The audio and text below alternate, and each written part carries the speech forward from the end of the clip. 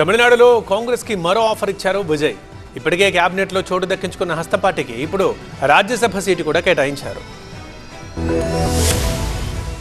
TVK ప్రభుత్వం తమ కీలక భాగస్వామ్య పార్టీ అయిన కాంగ్రెస్ కు రాజ్యసభ స్థానం కేటాయించింది. పొత్తు ధర్మాన్ని పాటిస్తూ టీవీకేతో పాటు కూటమిలోని పార్టీలు ఈ నిర్ణయం తీసుకున్నాయి.